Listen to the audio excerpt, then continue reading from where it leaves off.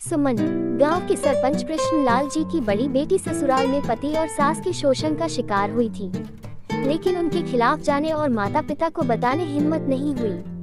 कारण था विदाई के समय उसके पिता द्वारा कही गई बात, आज से 2 कुलों की लाज है, तू कभी ऐसा मत करना कि समाज में माता पिता का सिर नीचा हो जाए, ऐसे ससुराल में रहना कि पिता को गर्व हो, आज से 2 कुलों की लाज हो तुम। यही बात एक बार दादी ने भी कही थी, आज से ससुराल ही तेरा घर है, पति देवता है और ससुराल स्वर्ग।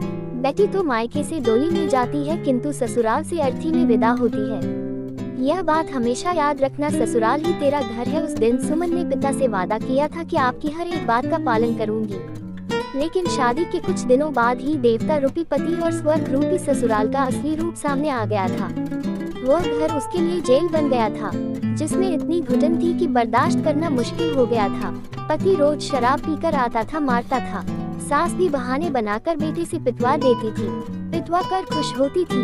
मन करता था भाग जाऊं कहीं इस घर को छोड़कर, लेकिन पापा और दादी बात उनके कानों में गूंजती और हिम्मत न कर पाती। हर तरीके से अपने पति को समझाने की कोशिश की, लेकिन सारी कोशिश व्यर्थ ही निकली। 1 साल बाद सुमन प्रेग्नेंट हुई, लेकिन बेटी होने के कारण एक डॉक्टर द्वारा जबरदस्ती अबॉर्शन करवा दिया गया। यह बात सुमन ने अपने मायके में बताई। अपने पापा को बोला कि रैक बहुत देते हैं सब, आपका जवई राजा शराब पीकर पिटाई करता है। फिर भी किसी ने साथ नहीं दिया और सुमन को समझ आ गया कि कोई फायदा नहीं, कोई साथ नहीं देने वाला, ससुराल में कोई अपना है ही नहीं। वो टूट गई थी और अपने चेहरे से मुस्कुराहट को कहीं खो दिया हो ऐसे लगता था।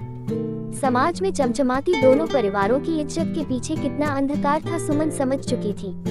कुछ सालों तक ससुराल में उसकी हिम्मत टूट गई और उसने अपने पापा और दादी की बात को सोचकर चुप हो जाती। जब सहन शक्ति जवाब दे गई तो अपनी जीवन को खत्म कर लिया। 2 परिवारों की लाज बचाने के लिए बलिदान कर दिया। वो तो चली गई किंतु अपने पापा के नाम एक खत छोड़कर गई थी, जिसमें लिखा था, पापा आज से पहले हमने आपसे कुछ नहीं मांगा था, लेकिन अंतिम बार कुछ मांग रही हूँ, अंतिम इच्छा समझकर पूरी कर देना।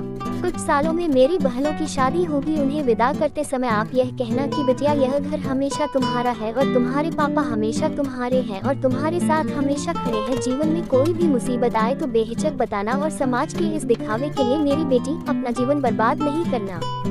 2 परिवारों की इज्जत के लिए मेरी बेटी कुर्बान नहीं होगी। और दादी को कहना, ससुराल से बेटी की अर्थी आए, इससे कहीं बेहतर है बेटी ही जिंदा आए। मेरी बहना वह सब नहीं सहेगी जो मैंने सहन किया है। पापा आपको अपनी मरी हुई बेटी की कसम। सुमन का खत पढ़ने के बाद कृष्णलाल जी को बहुत अफसोस हो रहा था कि जमीन फट जाए और वह उसमें समा जाए या किसी कुएं में डूबकर अपनी जान दे दे। अगर अपनी बेटी को यह नहीं कहते कि 2 कुलों की लाज है तो आज उनकी बेटी जिंदा होती। उन्हें अपने भूल पर पछतावा हो रहा था, लेकिन अब वह कर ही क्या सकते थे। उन्होंने सुमन को खो दिया था। सुमन की जलती चिता के सामने खुद को वचन दिया कि अब उसकी बिटिया समाज की इज्जत के नाम पर नहीं मरेगी और खुलकर जिंदगी जिएगी और मैं उनका साथ दूंगा। दोस्तों, सुमन जैसी ना जाने कितनी ही बेटियों को शारीरिक और मानसिक शोषण का शिकार होना पड़ता है, क्योंकि उन्हें पता है कि उनके माता पिता का उसका साथ नहीं देंगे।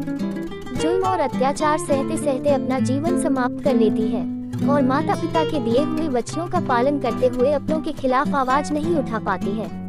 कितना अच्छा होता हम विदा करते समय अपनी बेटियों को कहें, बिटिया हम तेरे साथ हैं, कभी भी कोई भी मुसीबत आए मुझे बेझिझक कहना, यह तेरा घर है और हमेशा तेरा ही रहेगा, अन्याय मत सहना, तुम हमारी बेटी है और हमेशा ही रहेगी, तुम हमारी जिम्मेदारी है और हमेशा ही रहेगी।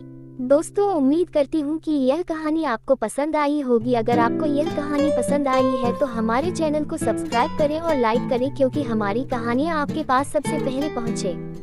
धन्यवाद।